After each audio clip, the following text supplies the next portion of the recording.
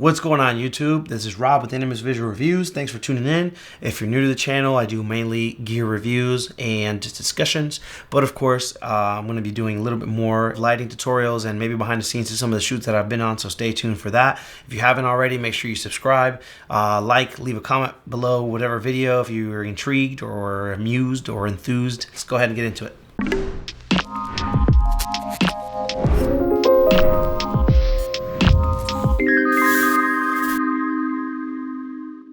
Alright, so I did want to surprise you guys on what I'm actually reviewing today, but it's probably already in the title and description and probably on the thumbnail, so we'll skip it.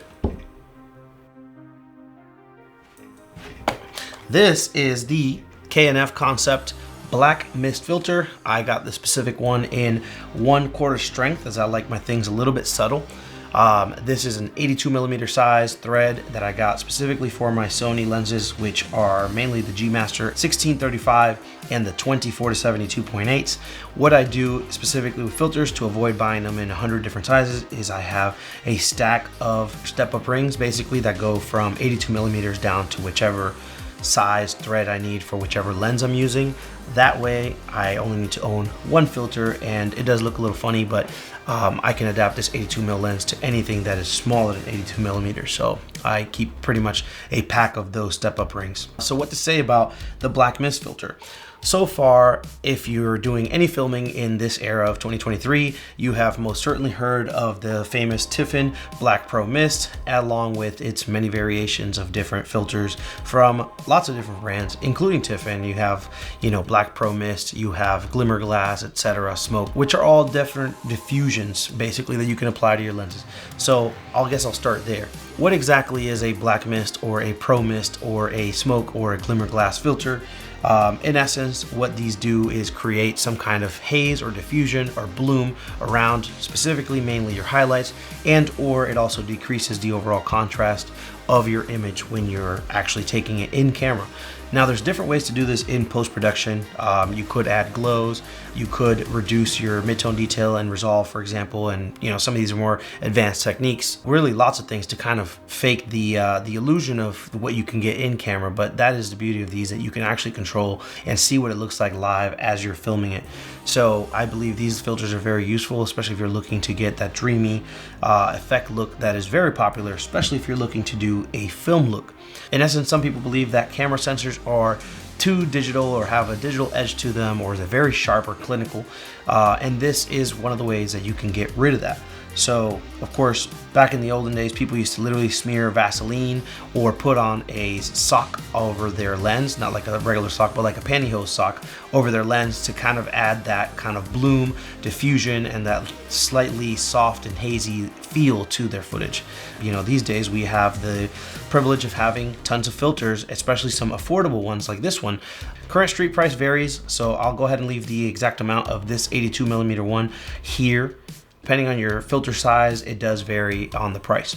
On the website, K&F Concept mentions that this is a multi-layer coated and nano X glass with excellent light transmission, so you should not be losing too much light, if any, when using this filter. So who is this filter for?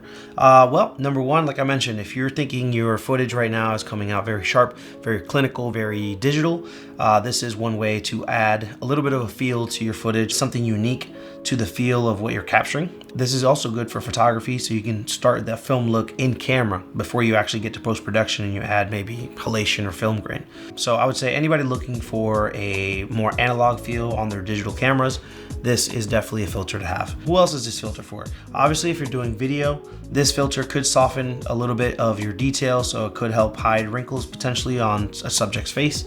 It also blooms the highlights a little bit with a pleasing glow that you can basically capture in camera instead of in post.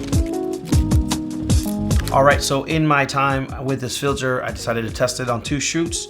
One of them is a YouTube video hopefully coming very soon, right after I get these reviews done. Alright, so I did have a shoot with a friend that I had to do for some Instagram Reels, a pseudo music video scene, set up a couple lights outside. I decided to basically run the entire shoot using the black diffusion filter from K&F Concept in order to get that film look. I knew for a fact that I was going to go for an old vibey look on the specific shoot. And of course, when I got into post, I was able to use different editing tricks, including Dehancer, which I'm using right now, and a review is coming very soon.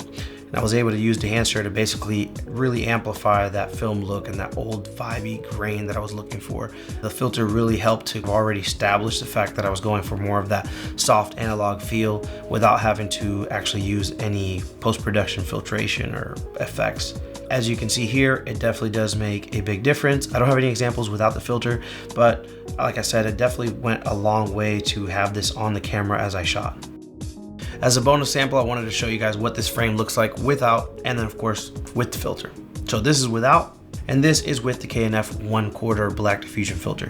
Obviously it's very subtle, especially in this environment, no crazy bright highlights or anything like that, but just wanted to give you guys an example of what it looks like with and without. Overall, I would definitely recommend this filter. It is some of the best bang for your buck as far as diffusion filters go. Definitely comparable to some higher price alternatives. I do hope you found this review helpful. If you have any questions, comments, concerns, please leave them down below, and I will catch you on the next one.